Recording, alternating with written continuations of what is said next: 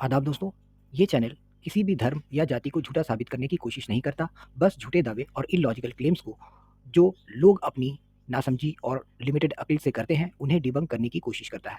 इस वीडियो में बताई हुई हर बात मेरी अपनी है, जो गलत भी हो सकती है, क्योंकि ये सब मेरे अपने समझ और अक्ल से बताई हुई बातें हैं। अगर किसी को बुरा लगता है, तो चैनल माज़रत चाहता है और ऐसे चैनल से आपको दूर रहने की सलाह देता है। एक सवाल वो कर रहे हैं जावेद साहब से, आप सुन लीजिए। वो कहेंगे कि अगर गॉड है तो इविल क्यों एग्जिस्ट करता है, जबकि मैं कहता हूं इविल का एग्जिस्ट करना गॉड के एग्जिस्ट करने की दलील है, उसके खिलाफ नहीं है। चूंकि अगर गॉड है तो हम सब उसके सामने अकाउंटेबल हैं, और अगर हम अकाउंटेबल हैं तो अकाउंटेबिलिटी के लिए इविल का मौजूद होना जरूरी है, उसके बगैर हम अकाउंटेबल नहीं हो सकते। और अगर हम आदाब दोस्तों, आप लोगों ने मुफ्ती साहब की जो डिस्टॉर्टेड, वियर्ड और घिनौना लॉजिक जो है आपने सुन लिया। ये फरमा रहे हैं कि दुनिया में जितनी बुराइयां हैं, जितनी भी मर्डर होते हैं, रेप होते हैं, बॉम्ब ब्लास्ट होते हैं, बच्चे उड़ जाते हैं, लोग यतीम हो जाते हैं, बेवा हो जाते हैं, बेवाएँ हो जाती हैं औरतें, और दुनिया में हज़ार तरह की बीमारियां हैं। शेर एक एक चीज़ एक शेर बोवाइन एनिमल्स लाइक काऊ, बकरी और ये सब चीज़ों को खा लेता है। क्या कहते हैं, शेर हिरन को खा लेता है, भैंस बकरी को खा लेता है, और उसके ज़िंदा रहते में खा लेता है। आधा माने वो ज़िंदा होता है, उसके पेट फाड़ के खाना शुरू कर देता है ज़िंदा रहते हुए, और काफ़ी देर तक तड़प के ऐसे जानवरों की छोटे-छोटे जो हिरन के बच्चे हैं, बकरियों के बच्चे हैं, उन सबको भी वो नहीं छोड़ता, वो खा जाता है बेदर्दी से। तो इतनी सारी जो दुनिया में परेशानियां हैं, जंग के ज़रिए लोगों का घर ख़त्म हो जाता है, लोग बिछड़ जाते हैं, बच्चे यतीम हो जाते हैं, औरतें बेवा हो जाती हैं। तो इन सब चीज़ों का ज़िम्मेदार खुदा नहीं है, कह रहे हैं कि ये इंसान ज़िम्मेदार है इन सब चीज़ों का। ये तो यही फरमा रहे हैं।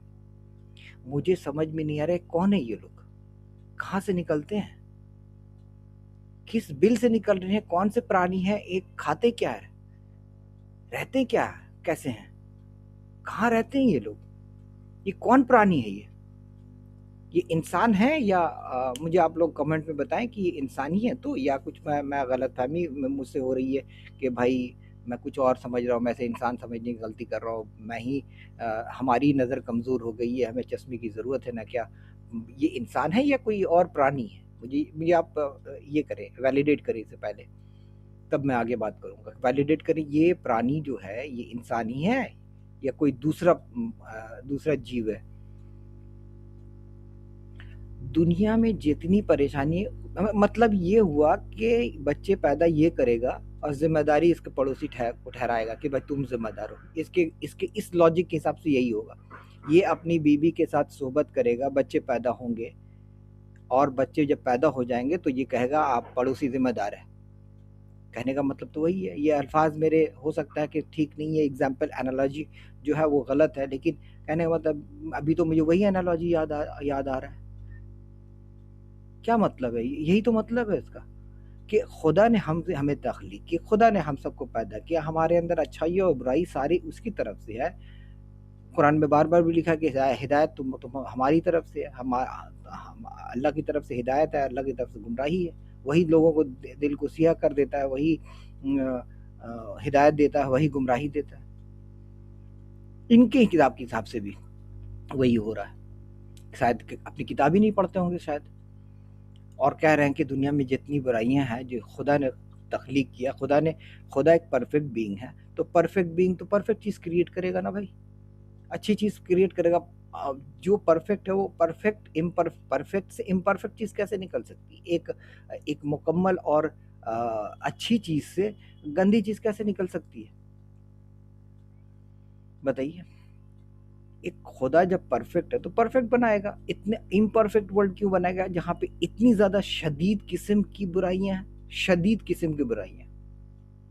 अगर जिसे यकीन ना हो तो वो थोड़ा सा रिसर्च कर ले कि दुनिया में कितनी तरह की बुराइयां, कितनी कितनी तरह की तकलीफ है, इंसान कैसे कैसे सफरिंग से गुजरता है, कैसा कैसा दुख दर्द तकलीफ झेलता है।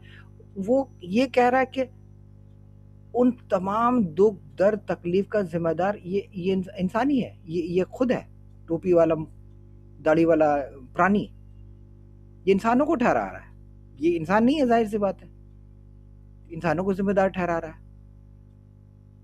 पता नहीं कौन सा खाना खाते हैं, खाना क्या खाते हैं, कौन सा गलाजत ये हजम करते हैं ये डेली, इनकी गलाजत का पता लगाना होगा। ये क्या कंज्यूम कर रहे हैं, ये कंज्यूम क्या कर रहे हैं, कोई गंदा नशा कर रहे हैं या कुछ गलाजत खा रहे हैं नाले से निकाल करके, ये क्या खाते क्या है ये लोग, मुझे ये जानना है।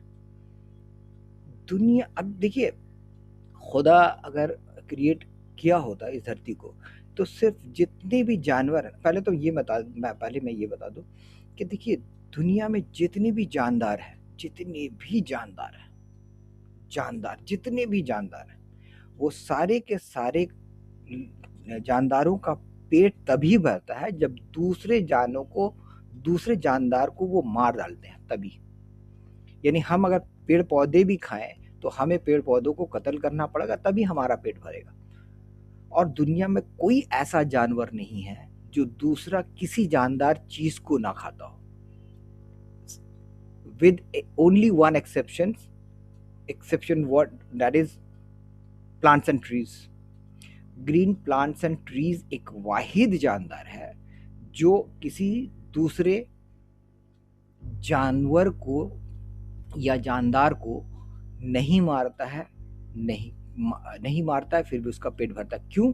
क्योंकि क्लोरोफिल होता है उसमें, वो अपना बॉडी में अपनी ग़िज़ा यानी खुराक यानी खाना तैयार कर लेता है।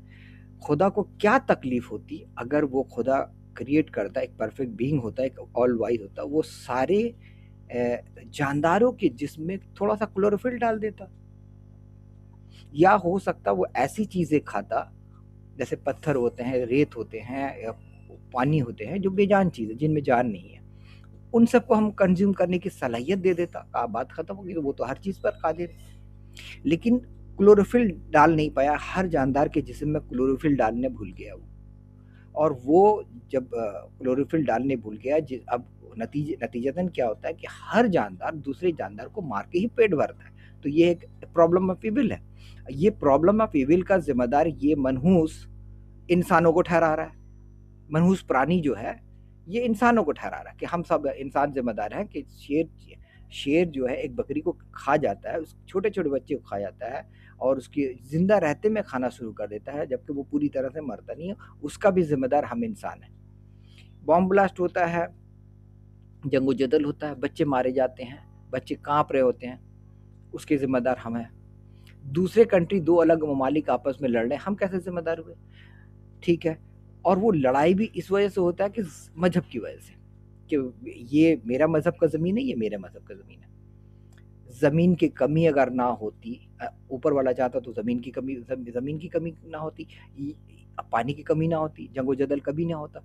और अगर कमी होती भी तो इंसान के अंदर अगर ज़मीन कमी थी खुदा के पास, तो ऐसी इंसान के अंदर ऐसी अकल दे देता कि वो सैक्रिफाइस करने वाला इंसान बन जाता कि भाई मैं सैक्रिफाइस कर लूँगा, मैं किसी को मार के जंग नहीं करूँगा, मारूंगा नहीं, जंग नहीं करूँगा, और ज़मीन के लिए किसी को मार करके अपना उसका हक नहीं मार लेने की कोशिश करूँगा।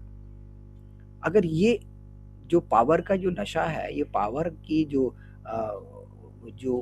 क्या कहते हैं, नशा कहें या उससे भी कोई खराब हार्श वर्ड होनी चाहिए, पावर की जो बीमारी है, लत है ना, ये बहुत गंदी लत है। इसी वजह से जंगो जदल होता है, किसी और चीज़ की वजह से नहीं होता है। तो ये इंसान के अंदर से हटा दी जाए, भूख, सेक्सुअल अर्ज हटा दी जाए और बदले का भावना हटा दी जाए, तो इंसान तो बिल्कुल, और ये सब जो बदले के भावना, सेक्सुअल अर्ज, पावर का नशा, और ये 3-4 बीमारी से ही सारी दुनिया में इविल्स फैले हुए हैं, और ज़्यादा नहीं है। ये 3-4 कारण ही है। और जब 3-4 कारण है, ये 3-4 वजूहात हैं, तो इन 4 वजूहात को खुदा को ना डालने में क्या तकलीफ होती? अगर वो ना डालता तो पूरी दुनिया बिल्कुल एक बहुत ही तसफ़ी बख्श, पीसफुल और ब्लेस्ड प्लेस होती, यकीनन।